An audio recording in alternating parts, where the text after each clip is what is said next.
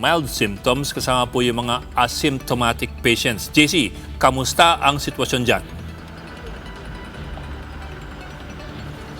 Clarify ko lamang handa nang tumanggap ng mga COVID patients na mga mild at asymptomatic patients nga itong NINOY AQUINO Stadium sa Maynila at kanilang inaasahan yung first 3 na patients nga ngayong araw. Nasa 112 na patients yung kaya accommodate na facility. Meron din silang kanya-kanyang cubicle na mayroong side table. Meron din silang kanya-kanyang mga nursing stations or merong mga nursing stations na assigned sa kanila para nga organized yung pag-aalaga doon sa mga pasyente. Nakapaskil na rin na kanilang daily schedule, oras nga na sila ay ma-admit dito. Una nang sinabi ng DOH at ng BCDA na magbubukas ang facility noong 1 linggo, pero mayroon pang ilang inayos gaya nga ng sa waste management, kaya bahagyang naantala. Kabilang pa nga doon sa mga ibibigay doon sa mga pasyente dito ay meron din silang free wifi na access at gayon din yung kanilang mga pagkain. At saka meron din naman daw nakalatag ng mga safety protocols oras nga na ma-admit na nga yung mga pasyente dito. Okay, so para lang klaro, ngayong araw pa lang darating yung unang 3 pasyente. Wala pang tao dyan sa ngayon.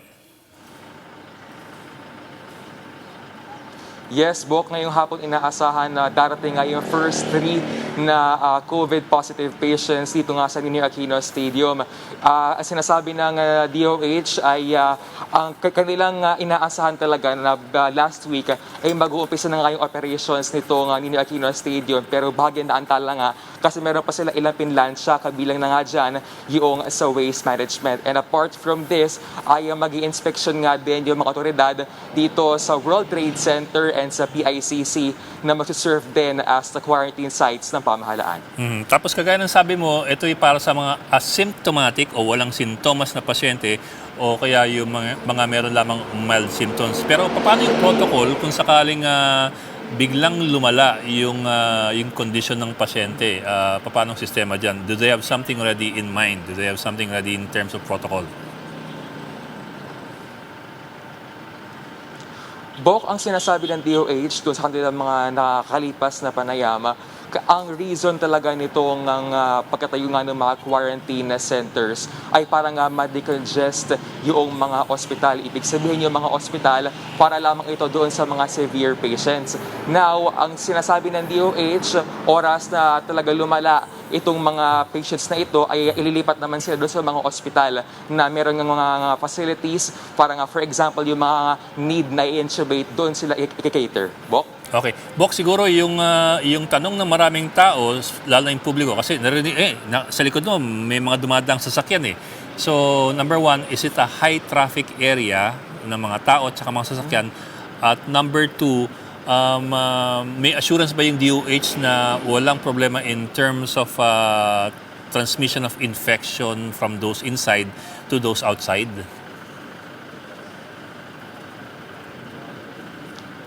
Ang sinasabi naman ng DOH doon sa kanilang mga quarantine centers, they are assuring us na alinsunod ito sa mga WHO protocols para nga maiwasan yung pagkalat pa ng virus.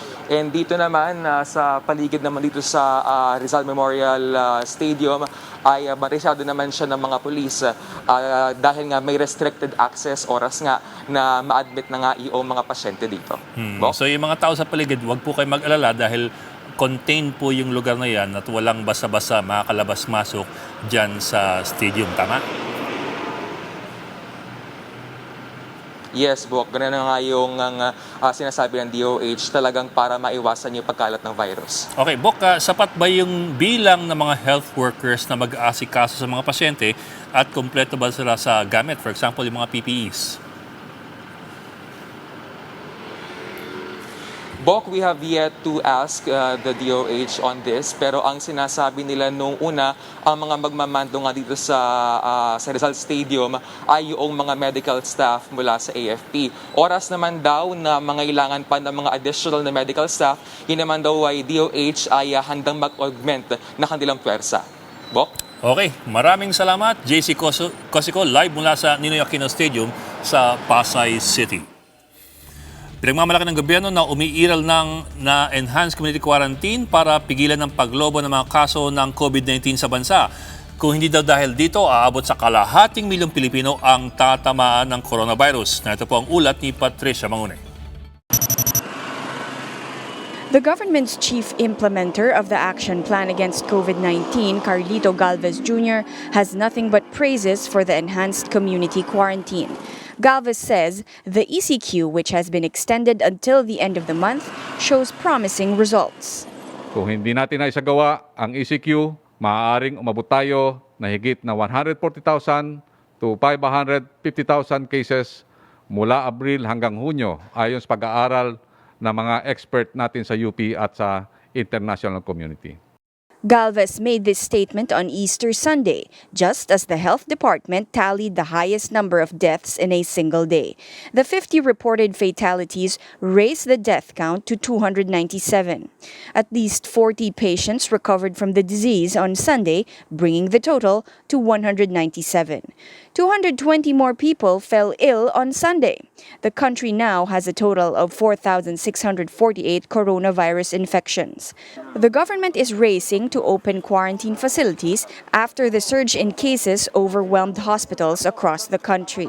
Mayroon na tayong 2,673 quarantine facilities sa buong bansa para sa mga suspected at probable COVID-19 cases.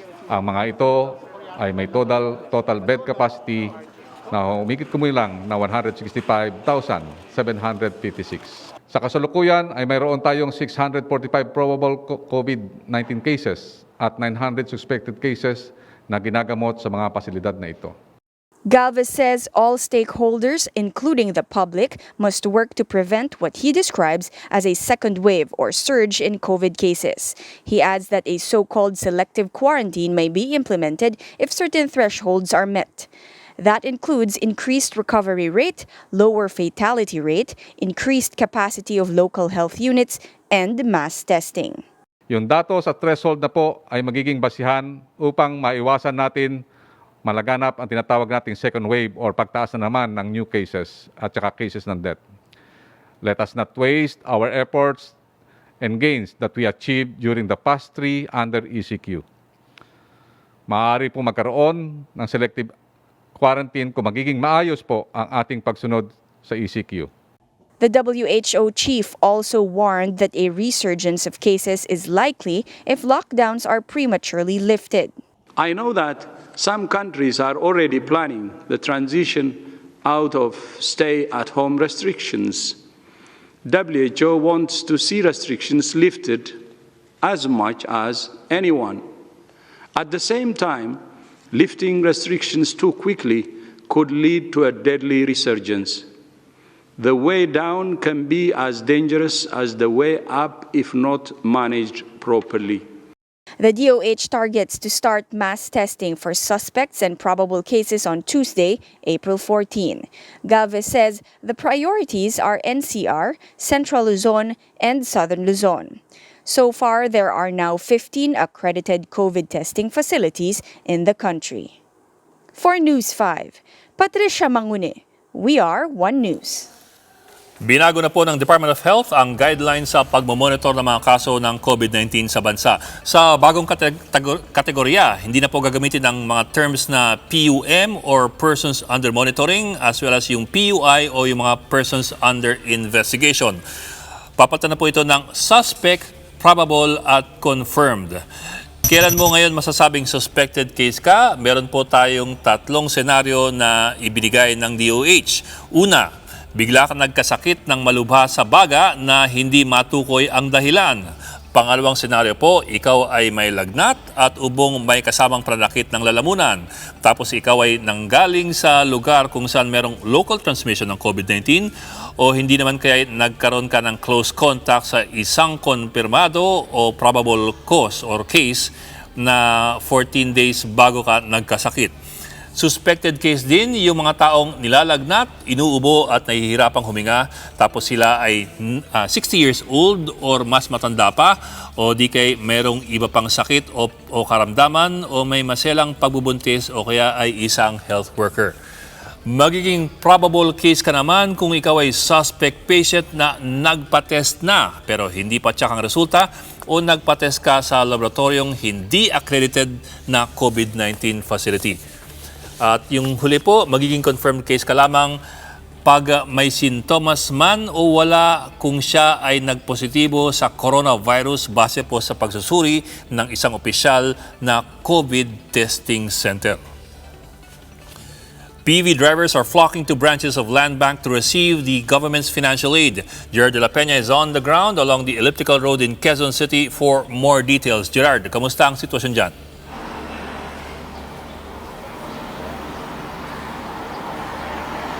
Bok, umiiral pa rin nga yung enhanced community quarantine sa buong Luzon at dapat nga ay nasa kanilang mga bahay-bahay na lamang yung mga hindi naman frontliner. Pero kita natin dito, dinagsa yung mga branches ng Land Bank of the Philippines. Ang mga nakapila dito ay yung mga driver ng public utility vehicles na kukuha ng tulong pampinansyal mula sa Land Transportation Franchising and Regulatory Board.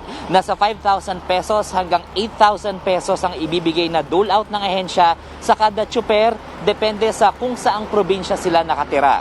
Dito sa Metro Manila, 8,000 piso kada buwan ang makukuha ng mga driver, 8,000 para sa Marso at 8,000 rin para ngayong Abril.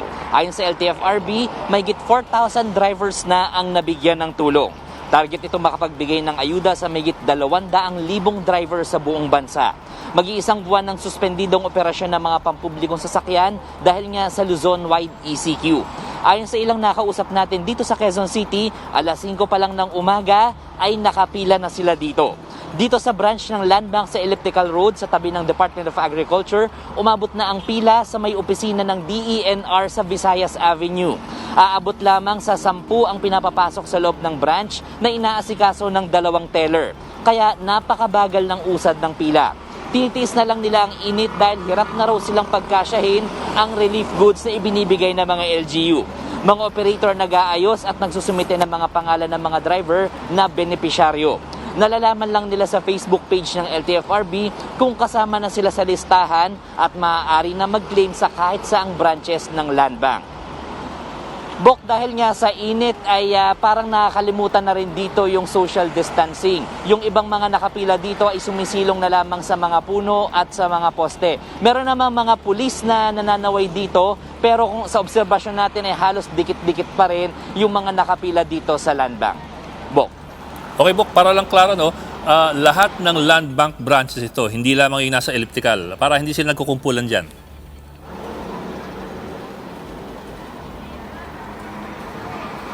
Well, Bok, merong mga Land Bank branches na sarado, pero ang sabi sa atin ng mga opisyal ng DOTR, kung ikaw ay nasa listahan ng LTFRB, ay pwede kang mag-claim sa kahit saang Land Bank branches na bukas. So dito sa Metro Manila, ilan lamang sa mga bukas, well, karamihan naman ay bukas, ilan sa mga nadaanan natin ngayon ay itong nandito sa Elliptical Road at doon sa Muñoz. Yun nga lang, doon sa mga may balak mag-claim ngayong araw na ito, ayun nga, warning lang natin, napakahaba ng pila. Okay, so lahat ng Land Bank branches na bukas ay maaari nilang puntahan.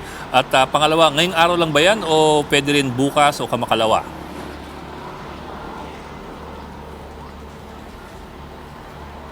Bok, pwede naman bukas o sa makalawa as long as nandun yung kanilang pangalan dun sa listahan ng DOTR or ng LTFRB. Sa ngayon nga kasi 4,000 pa lang yung nabibigyan ng tulong at ang target niya ay mahigit 200,000 para sa buong bansa. So mukhang matagal-tagal pa itong pagbibigay nilang ito ng tulong para sa ating mga driver. Bok. Naku, 4,000 out of 200,000, ang konti pa lang ng na-approve nila. Bok, para sa kaalaman ng mga driver, saan nila ma-check yung kanilang pangalan? Doon lang ba sa LTFRB Facebook page? Is there any other way for them to check? And kung hindi pa sila nakakapag-apply, how does it go?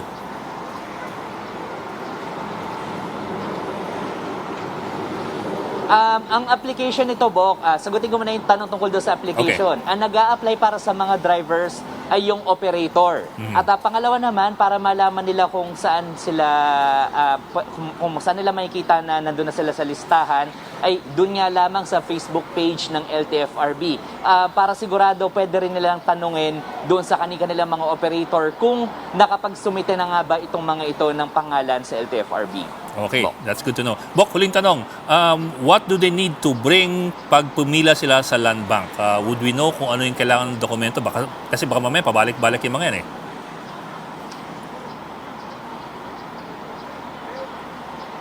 Good question, Bok. Nakalimutan ko sabihin sa aking report. Dapat ay magdala sila ng kanilang driver's license at magdala rin ng 2 photocopy nitong driver's license na ito.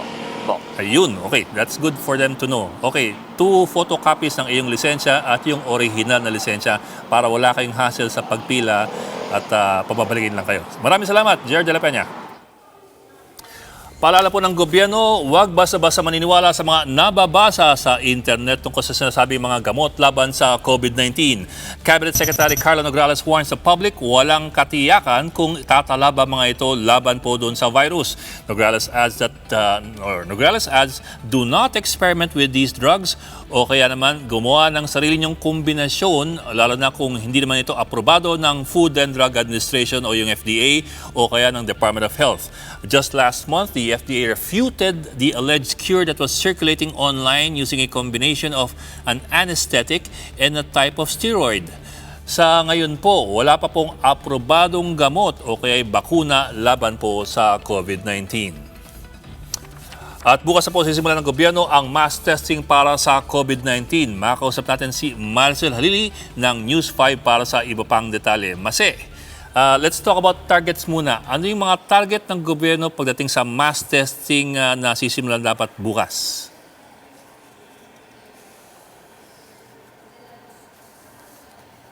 Bok, yan yung nilinaw ni Cabinet Secretary Carlo Nograles kanina na hindi porke sinabi na mass testing, ibig sabihin kahit sino nang gustong magpa-test, welcome na.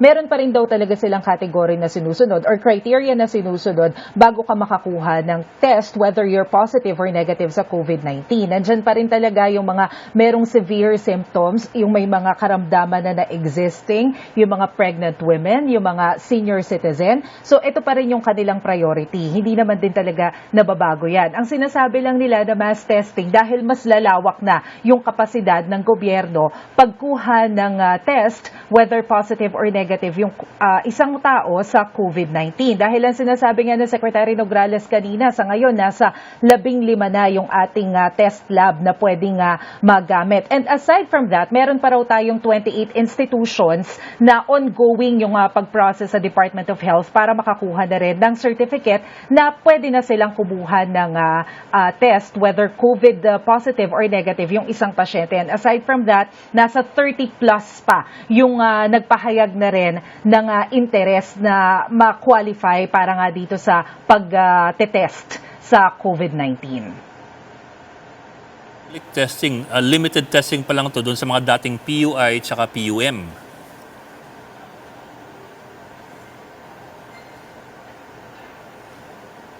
Yes, tama ka, Bok. Limitado pa rin to. Hindi porke napapraning ka or napaparanoid ka na feeling mo, baka meron kang nararamdaman or anything, hindi ka rin pwedeng basta-basta pumunta sa laboratorio. Kasi kahit nasabihin natin na mas dumami o mas lumawak yung ating kapasidad para nga dito sa testing, hindi pa rin to sapat para i-accommodate lahat ng tao na interesadong magpa-exam. And so far, we've only tested around 33,000 out of a population of 108 million. Ngayon, Mase, nung weekend, may sinabi si Secretary Nograles about yung public disclosure ng mga nag-positive na COVID-19 patients na kailangan nilang i-publicly disclose yung kanilang personal details pag sila nag-positive. Pero mayroong qualifier ata si Secretary Nograles sino lamang ang kailangan mag-disclose, kanino at anong mga detalye lamang ang pwedeng ilabas?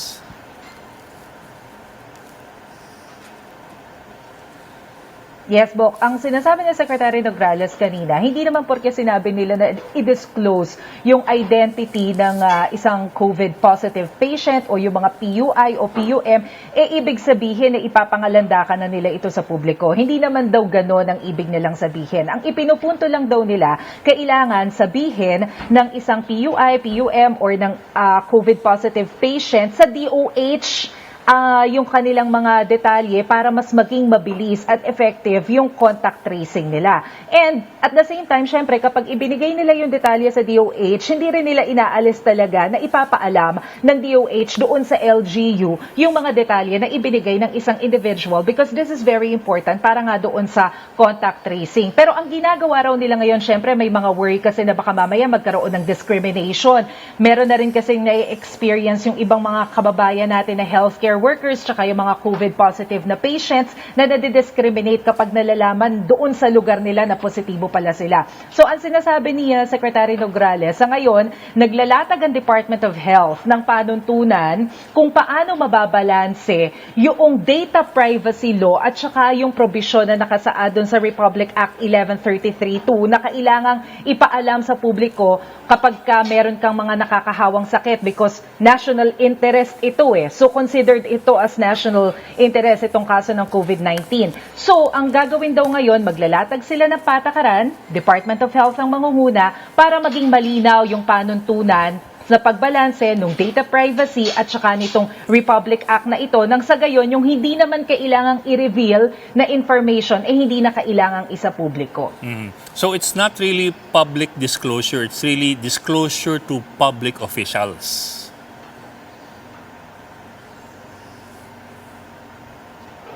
Yes, tama ka, Bok. Disclosure doon sa public officials. At saka maidagdag ko na rin, Bok, kanina sinabi na rin ni MMDA spokesperson Asek Pialago na naglabas na ng resolusyon yung Metro Manila Council na nagkasundo yung mga mayors ng Metro Manila para magpasa na rin ng ordinansa na anti-discrimination doon sa kanilang lugar because of the reports nga na merong discrimination na na-experience yung mga healthcare workers at yung mga COVID patients. Okay, Bok, huling tanong, may lumabas na balita na si Atty. Harry Roque ay muling tinalaga bilang spokesman ng Pangulo. Totoo ba yun? At anong detalye?